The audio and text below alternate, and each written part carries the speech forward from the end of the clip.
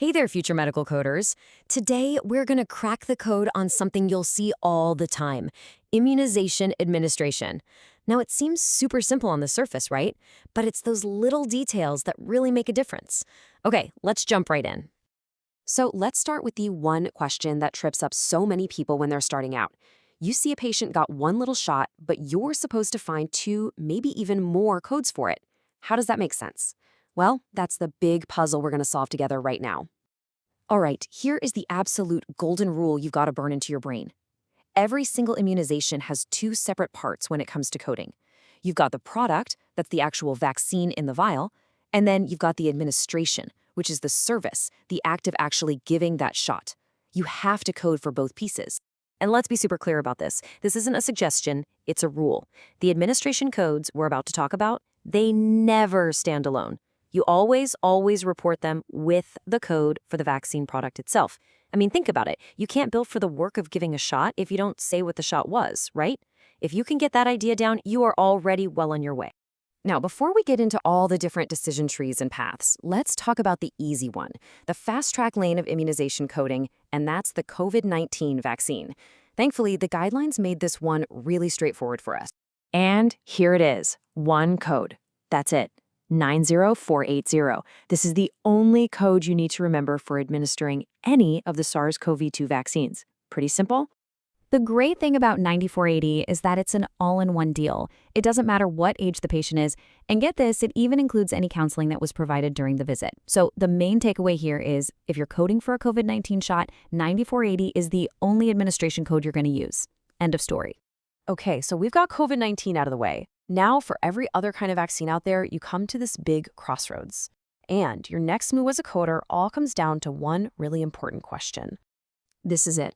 This is the question that decides everything that comes next. Was there face-to-face counseling?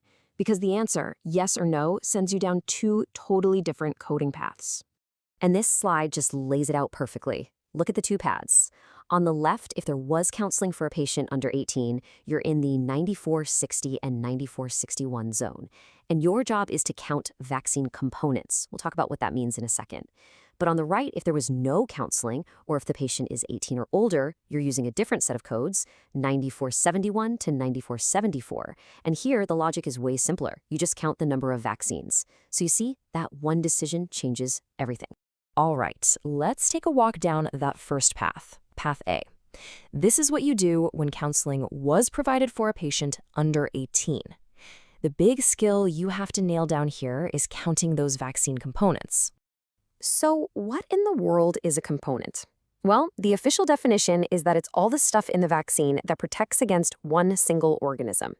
So even if a vaccine protects against, say, multiple strains of the same virus, that's still just one component. Oh, and don't get tricked by things like adjuvants. They don't count as components. This table makes it way clearer. So look at the MMR vaccine. It protects against measles, mumps, and rubella. 3 different organisms, right? So that's 3 components. Or check out pediatrics. It covers 5 different diseases. So you guessed it, 5 components. Getting this count right is absolutely crucial for coding this way. Okay, so here's how you actually use that information. You're going to use code 90460 for the first component of each vaccine you give. Then, for any other components in that same shot, you use 90461. So, for that PID-AREX vaccine that had 5 components, you'd code 1 unit of 90460 and then 4 units of 90461. Make sense? Okay, let's switch gears and talk about a really common scenario you'll see out in the real world. What happens when a patient comes in for a shot, but they also see the doctor for something else on the very same day? So can you bill for both? The answer is a big yes, you absolutely can. But, and this is a big but, there's an important rule you have to follow. And this right here is the magic phrase, straight from the CPT guidelines. The EM service has to be significant and separately identifiable. All that means is the doctor did more than just the work related to the shot. Maybe they diagnosed a new problem or managed an ongoing one. We're talking about things like your standard office visits, consultations, or even preventive checkups. For you, the coder, the mission is to make sure the documentation in the chart clearly shows that 2 different services really happened that day. It's just as important to know what these codes are not for. So let's put up some clear boundaries to make sure you don't make some common mistakes. Just remember this one simple rule. The entire 940460 to 9480 series of codes is only, and I mean only, for giving vaccines and toxoids. That's their entire job. If you use them for other kinds of shots, it's going to be an error. And here's your cheat sheet of what to avoid. Things like immune globulin infusions or therapeutic shots like a steroid injection or even allergy testing. They all have their own special codes.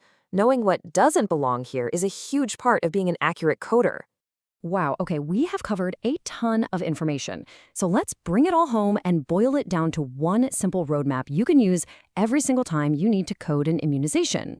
Here it is, your whole coding roadmap on one slide. Just follow these 4 steps every time. Step 1, IC COVID-19 vaccine. If yes, boom, you're done. Use 9480. If it's not COVID, go to step 2. Was there face-to-face counseling? If yes, and the patient's under 18, you're on step 3, the component path, using 9460 and 9461. If there was no counseling or the patient is 18 or older, that's step 4. You're on the easier path, just counting the number of vaccines and using the 9471, 9474 codes. That is literally the entire thought process. And that's it. The code is officially cracked. You have the logic, you have the rules, you have the roadmap. You can now confidently code any immunization that gets thrown your way. So the only real question left is, which coding challenge are you going to solve first?